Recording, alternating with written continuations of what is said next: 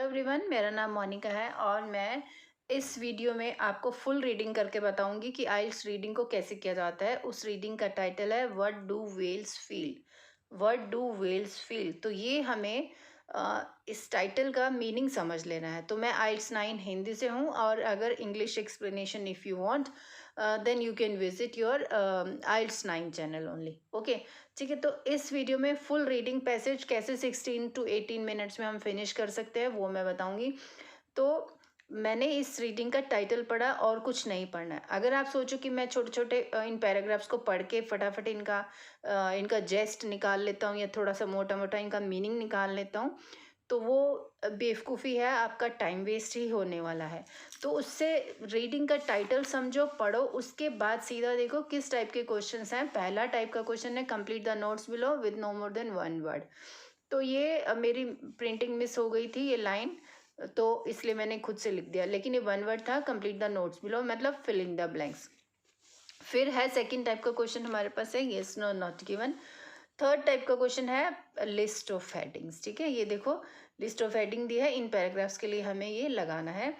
तो पैराग्राफ 6 दिए हैं A to F, choose the correct heading for each paragraph from the list of heading. मतलब ये sure है हर पैराग्राफ के लिए एक हेडिंग आएगी।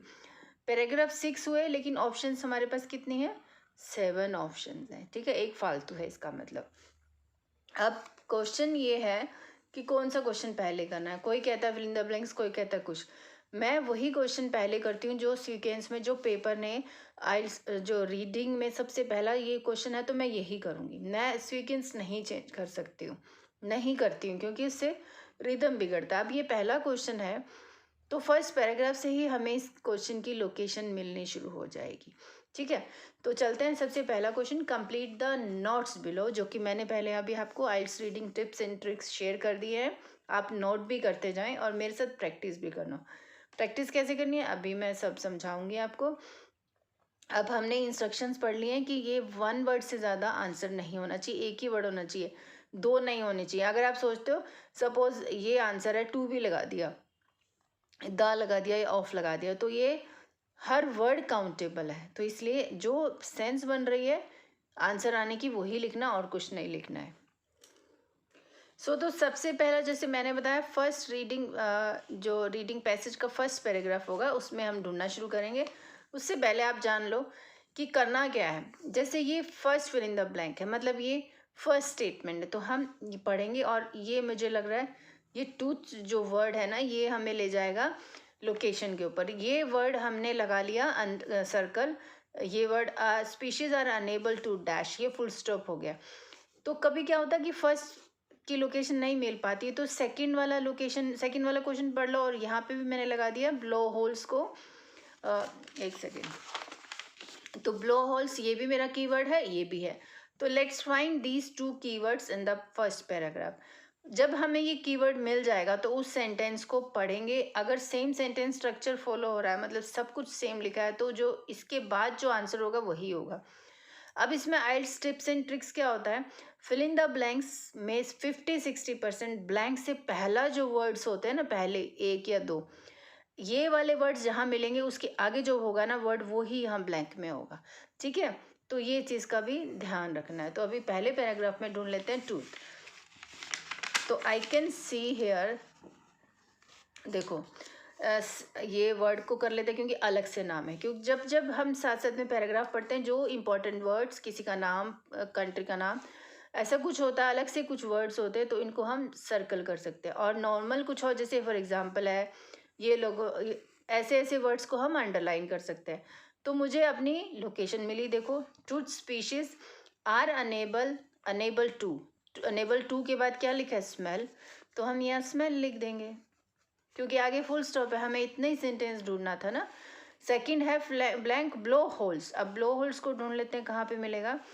इवॉल्व्ड, अच्छा, evolved and migrated to the top of the dash. Okay, baleen ये कुछ स्पीशीज का नाम है। Brain structures that is not understood as, या अब ये ब्लो होल्स भी मिल गया। इवॉल्व्ड, ये देखो इवॉल्व भी आ गया। Migrated to the top of the, ये देखो ब्लैंक के पहले टॉप ऑफ द हेड लिखा है, तो हम यहाँ हेड लिख देंगे। तो उसके बाद अभी हमें दो मिल गया, हेड लिखा, थर्ड पे आते हैं। थर्ड क्या होगा, ये लिखा ना कैप्टिव। अब थर्ड ब्लैंक पे आते हैं, कैप्टिव एनिमल्स ऑफन ऑब्जेक्ट। अब कैप्टिव एनिमल्स को ढूंढ लेते हैं, often object to being touched around the area of, okay around the area of, ये भी ढूंढेंगे। अभी हमें कैप्टिव ढूंढना है, कैप्टिव एनिमल्स, हम इसको देख रहे हैं। Pathways, sacrifice, degenerated sitter, okay test birds को भी लगा लेते हैं। अब नेक्स्ट पैराग्राफ पे, क्योंकि इस पैराग्राफ में हमारा पूरा हो गया, हमें captive animals we were looking, तो कैप्टिव एनिमल्स जहाँ मिलेंगे हम वहीं ट्रेनर्स ये रहा कैप्टिव एनिमल, अच्छा नहीं, captive dolphins and small whales is being touched और रब्ड, ओके। तो often object to being touched around the area, area भी ढूंढना है। The same appear to, okay stroking or touching are part of the courtship ritual in most species. This contact may help to maintain order within a group. Captive animals, फिर से आगे, अच्छा अब ये sentence structure जो हम लोग ढूंढ रहे थे, often object to being touched around the area of, देखो around the area of blowhole, ये देखो सेम टू सेम यहाँ हमें मिल गया। लेकिन थोड़ा बहुत अगर रीडिंग पैसेज इतना इजी है तो समझ लो रीडिंग पैसेज 2 एंड 3 डिफ़िकल्ट मिलेंगे आपको, अदरवाइज़ इतना भी इजी नहीं आता है, बट थोड़ा सा आपको समझाने के लिए ये रीडिंग ली गई है। बट आप भी मेरे साथ करो, आपके मार्क्स आपको खुद पता चलेंगे। 4th नंबर में डैश, यहाँ ब्लो द सेंस ऑफ, यहाँ फुल स्टॉप यहाँ था, अब यहाँ द कैपिटल है। The sense of dash is developed in different species different degrees, अच्छा डिग्रीज भी ढूंढ लेते हैं। ये पैराग्राफ पूरा हुआ, अब नेक्स्ट पे चलते हैं। The sense of vision is developed, sense word हम ही ढूंढ ही रहे थे। The sense of, I think the sense of vision will come, but let's find different species different degree, developed in different species to different degrees. देखो same sentence structure हमें मिल गया है, तो हम यहाँ लगाएंगे द सेंस ऑफ विजन, ठीक है, इज सेम सेंटेंस स्ट्रक्चर। अब 5th पे चलते हैं। द बोटल नोज, अब bottle nose dolphin has an extremely keen in water, अच्छा इसमें देख लेते हैं बोटल नोज कहाँ मिलेगी हमें। यहाँ तो बोटल नोज इस पैराग्राफ में तो नहीं नज़र आ रही है, बट ठीक है नेक्स्ट पैराग्राफ चलते हैं। Position of the eyes in dolphin, okay downward and upward, the eye position, eye के बारे में इस पैराग्राफ में बात हो रही है, ओके विच ऑफन। अब हमें जो ये बॉटल नोज यहाँ मिल गया, देखो मिल गया, अपनी लोकेशन मिल गई। अब जल्दी से ढूंढ लेते हैं। The bottle nose dolphin has an extremely keen in water, bottle nose dolphin has an extremely keen eyesight in water, देखो कीन भी है एक्सट्रीमली भी है, तो हम यहाँ आईसाइट लिखेंगे। मिल गया। वर्ड्स जो हैं ब्लैंक से पहले और बाद वाले ये हेल्पफुल होते हैं करेक्ट आंसर ढूंढने में, बट इनको भी इस लोकेशन पे भी जाने के लिए कुछ कीवर्ड्स हमें लेने होते तब मिलेगा। अब चलते हैं next yes no not given पर। IELTS reading question yes no not given, इसको कैसे करना है तो पहले इंस्ट्रक्शंस पढ़ लेते हैं। इफ द स्टेटमेंट एग्रीज, ये स्टेटमेंट कौन सी है, ये वाली स्टेटमेंट है questions, with the agrees with the claims of the writer. अब एग्रीज विद द क्लेम्स, जो ये पूरा रीडिंग है ये जो है ये राइटर के ही क्लेम है, राइटर ने ही जो बात की है उसके बारे में। अगर स्टेटमेंट और राइटर की जो बात लिखी हुई है वो सेम मीनिंग आ रहा है, वो एग्री हो रहा है स्टेटमेंट के साथ राइटर ने जो लिखा है, तो फिर ये यस होगा, मतलब ट्रू होगा। और अगर कुछ कॉन्ट्राडिक्शन हो जाता है, जैसे इंस्टेड ऑफ कैप्टिव एनिमल्स यहाँ पे फ्रीड एनिमल्स हो गया, तो कॉन्ट्राडिक्शन हुआ ना। इंस्टेड ऑफ स्ट्रोकिंग और टचिंग यहाँ पे कुछ और वर्ड आ गया तो कॉन्ट्राडिक्शन हुआ। Instead of with in a group single person भी आ सकता, सिंगल फैमिली और सिंगल एनिमल भी आ सकता है, तो फिर ये कॉन्ट्राडिक्शन हुआ। इसीलिए तब उस सिचुएशन में हम लोग इसको नो या फॉल्स लगाएंगे। बट अगर इंस्ट्रक्शन में दिया येस नो नॉट गिवन और अगर आपने ट्रू फॉल्स लिख दिया तो वो आंसर भी आपका रॉन्ग होगा। अब शुरू करते हैं yes no not given. Not given situation कब होगी, जब सेंटेंस में से मोस्टली मेन इंपॉर्टेंट बात जब मिसिंग होगी ना, पैराग्राफ में कहीं पे बात ही नहीं होगा, कहीं जिक्र ही नहीं होगा उस बात का, तो फिर वो नॉट गिवन होगा। ठीक है, तो अब चलते हैं 6 नंबर क्वेश्चन पढ़ते हैं। स्ट्रोकिंग और टचिंग, ये दो इंपॉर्टेंट कीवर्ड्स हैं। ये हमें ले जाएंगे लोकेशन का मतलब पैराग्राफ में ले जाएंगे इस क्वेश्चन की लोकेशन के लिए। May help to maintain order within a group, ठीक है। अगर स्ट्रोकिंग और टचिंग जो है, अगर स्ट्रोकिंग और टचिंग सेम मिला, उसके बाद अगर ये हेल्पफुल हैं, ये दोनों हेल्पफुल हैं मेंटेन ऑर्डर करने में विद इन अ ग्रुप, तो येस होगा। और अगर order within a single animal और फैमिली, तो फिर ये कॉन्ट्राडिक्शन हो जाएगा। तो मतलब ये चीज़ सेम टू सेम हो, मतलब पैराफ्रेजिंग में हो, हेल्पफुल होनी चाहिए स्ट्रोकिंग और टचिंग ऑर्डर मेंटेन करने में ग्रुप में, तो हमारा येस होगा। अब कहाँ ढूंढना है इसकी लोकेशन? अब हमें now we have done A paragraph, B paragraph and C and even D also, but ये जो words हैं I have read it, see देखो यहाँ पे ये words मुझे दिख रहे हैं, तो हम यहाँ से इसकी लोकेशन ढूंढना शुरू करेंगे। Stroking और touching are part of the courtship ritual in most species and this contact may help to maintain order within a group। देखो यहाँ से लेकर यहाँ तक पढ़ो, आपको अपना आंसर मिल जाएगा। Stroking और touching may help to maintain order within a group, ये तो स्ट्रोकिंग एंड टचिंग जो है वो कोर्टशिप रिचुअल का है, एंड ये कॉन्टैक्ट में help to maintain order within a group, ये ऑर्डर कर रहा है within a group, maintain हो रहा है, तो फिर आंसर अपना हो जाएगा येस, ठीक है। ये येस हो जाएगा, एग्जैक्ट सेम चीज़ लिखी है। अब 7th क्वेश्चन, कैप्टिव एनिमल्स। अब ये भी पता है हमें कैप्टिव एनिमल्स कहाँ लिखा था। लाइक बीइंग टच्ड, अगर उनको पसंद है, like being touched around the area of the blow hole, तो ये यस होगा। और अगर उनको लाइक नहीं है, डज नॉट लाइक या डिड नॉट लाइक या कुछ और वर्ड दिया है, टच करना उनको area of blow hole, then ये कॉन्ट्राडिक्शन में आ जाएगा, ठीक है। और अगर बात ही नहीं हो रही कि कैप्टिव एनिमल्स को टच करना पसंद है या नहीं है, तो फिर नॉट गिवन होगा। ये देखो जहाँ पे हमें 6 क्वेश्चन की लोकेशन यहाँ मिली थी, उसके बाद ही देखो कैप्टिव एनिमल 7 क्वेश्चन की लोकेशन मिली, और ये ऑर्डर में ही मिलेंगे आपको, yes no not given and true false not given. Captive animals often object to being touched around the area of the blow hole as it is sensitive there, okay. Captive animal often object, देखो did not like नहीं लिखा है, often object, उनको ज़्यादातर objection होती है, means उनको पसंद नहीं है, उनको दिक्कत है। To being touched around the area of the blow hole as it is sensitive there, तो इन्होंने रीज़न भी लिख लिया, एज इट इज़ मतलब because it is sensitive there. तो यहाँ लिखा है लाइक बीइंग। अब इसी से ही हमारा डिफरेंस आ गया इस येस नो नॉट गिवन में। अगर यहाँ पे भी लाइक होता और they enjoy being touched around the area of blow hole, तो फिर ये येस ही होता, लेकिन यहाँ लिखा ऑफन ऑब्जेक्ट, तो यहाँ अपोजिट बात लिखी है, इसीलिए हमारा ये हो जाएगा नो आंसर। अब ये समझने वाली बात है, ये पैराफ्रेजिंग सिनोनिम समझने वाली बात है, इसका कॉन्ट्राडिक्शन लिखा है, ठीक है। अब चलते हैं 8th question. Dolphins live up to the age of 30 years. अगर ये 30 ईयर्स तक 22, 25, 27, 26 इतने ईयर्स तक जी रही है, अप टू लिखा है ना, तो फिर ये यस होगा। और अगर लिखा है कि ये 35 या 45 या 65 या 70 ईयर्स तक जीती है अप टू, तो फिर ये फॉल्स हो जाएगा क्योंकि कॉन्ट्राडिक्शन। और अगर बात ही नहीं है कि डॉल्फिन कितना टाइम जीती है, तो नॉट गिवन होगा। अब ये पैराग्राफ पूरा हो गया। सी भी हम पढ़ चुके, 30 ईयर्स कहीं पे देख लेते हैं, फिगर्स है, तो नॉट नेसेसरी कि ये 30 ही मिलेगा, तो हमें ऐसे भी लिखा हो सकता है 30 ईयर्स एज और 30 एज, ऐसा भी लिखा हो सकता है, ठीक है, तो उसमें कोई इशू नहीं है।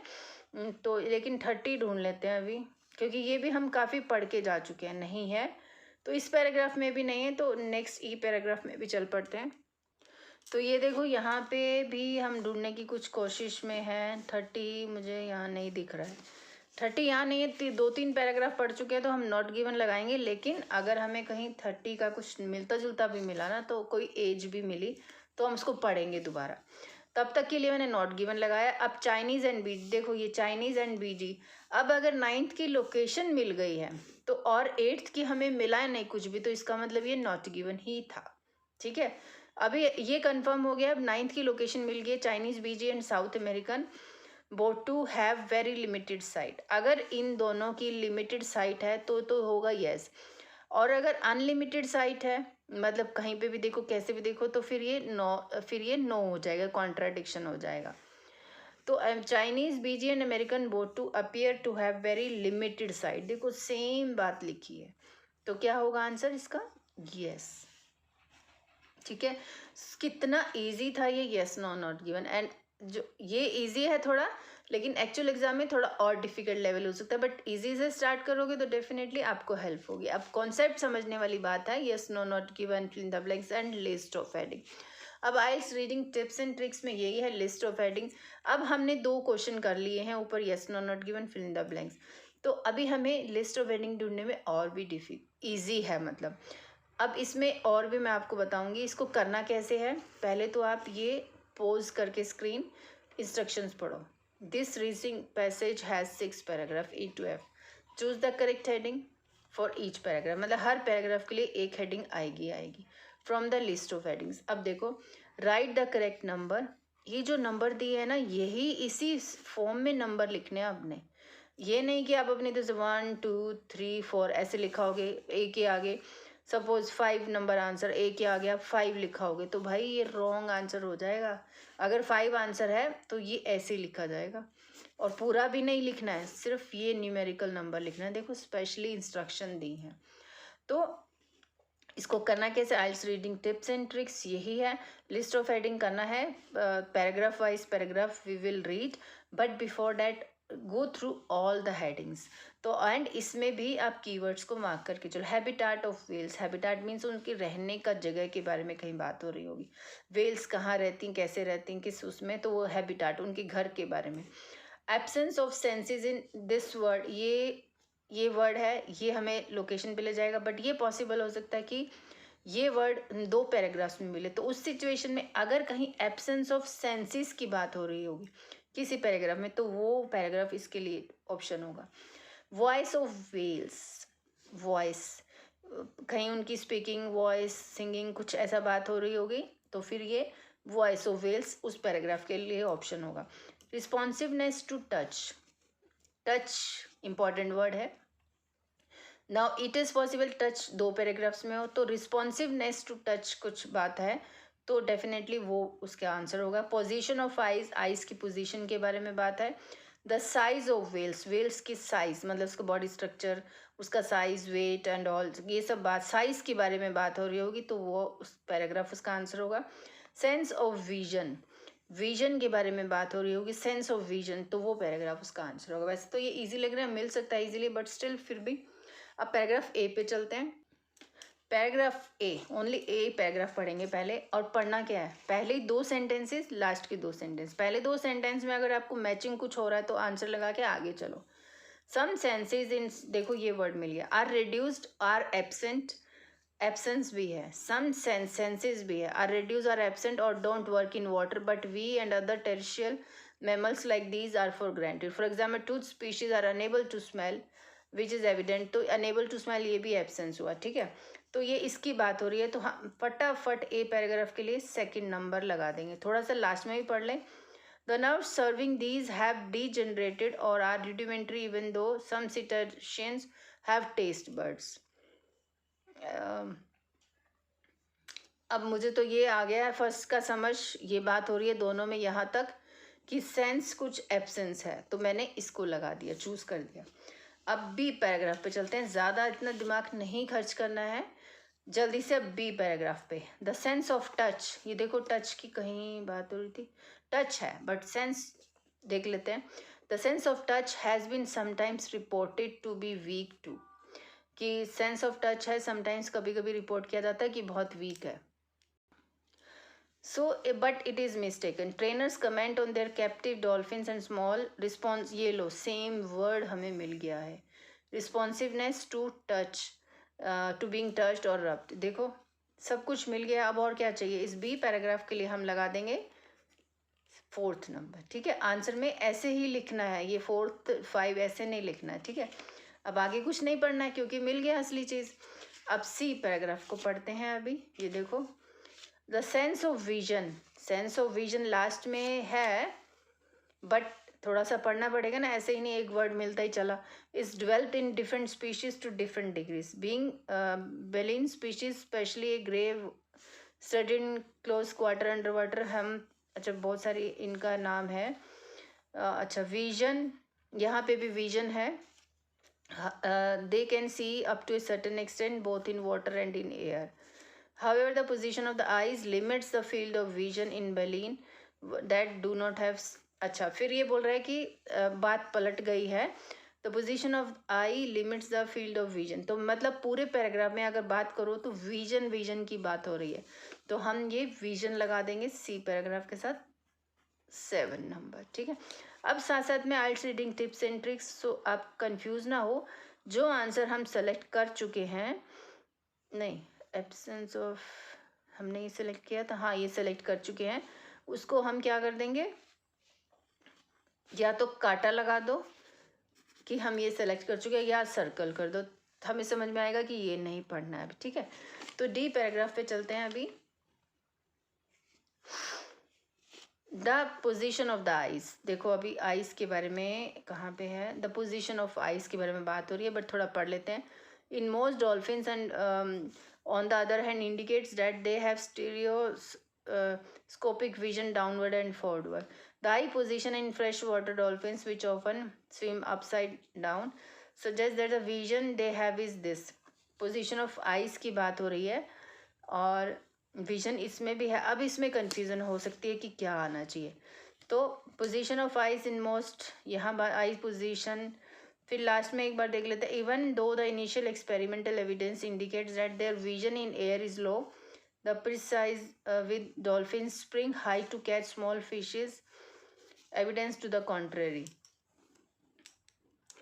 तो इसमें अगर देखा जाए तो ये आइज की ही बात हो रही है. आइज की बात हो रही है. पोजीशन ऑफ आइज किस में क्या होती है, फ्रेश वाटर में कैसे. तो हम ये 5th नंबर लगा देंगे इस डी के साथ. ठीक है. अब चलते हैं E number paragraph.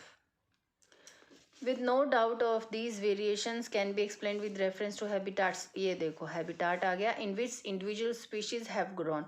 For example 2 species inhabiting clear open waters vision is more useful than turbid rivers flooded plain. देखो ये घर की बात कर रहे हैं, कहाँ कैसे कैसे रह रही हैं, तो इसके लिए हम 1st नंबर लगा देंगे. ठीक है. अब आगे कुछ नहीं पढ़ना है, काफ़ी कुछ हमें मिल गया है. अब F number paragraph. Even though the sense of taste, अच्छा taste smell appear to have declined and vision in water. ये तीनों चीज़ें पीछे वाले पैराग्राफ्स में बात कर चुके हैं. स्मेल की भी, विजन की भी, टेस्ट की भी. मतलब अब ये हमारे लिए ट्रैप है. अगर आप सोचोगे कि विजन की यहाँ पे भी बात हो रही है तो क्या कंफ्यूजन नहीं, थोड़ा और पढ़ लेते हैं. In water appears to be unknown such as shortcomings are compensated by cetacean well develop auditory sense. ये auditory sense. Most species are highly vocal. देखो वोकल की बात आ गई. Although they vary in the range of voice. अब voice की बात आ रही है. देखो वॉइस कहाँ था, वॉइस ऑफ वेल्स, बट फिर भी थोड़ा पढ़ लेते हैं. वोकल भी वॉइस ही होता है. Although they vary in the range of voice they generate and many hunt their prey using echolocation primarily. इतना नहीं पढ़ना है, तो अब लास्ट के कुछ लाइंस पढ़ लेते हैं तो थोड़ा मोर आइडिया हो जाएगा. Few of the complicated sounds भी तो वॉइस ही होती है, are also clearly communicative. The role they play in culture social life than solid science. ठीक है. तो यहाँ पे अगर आप बात करो साउंड्स की बात, देखो यहाँ पे भी साउंड्स हैं. सॉन्ग लाइक जैसे मैंने बताया था, वोकल क्या होता है, ये सब चीज़ें मिलकर हमें कंफर्म कर रही हैं कि ये वाला 3rd नंबर वाला है, ये इसके साथ हेडिंग इसके साथ आ जाएगा. तो अभी हमने 3 टाइप्स के क्वेश्चन किए. List of headings, yes no not given and fill in the blanks.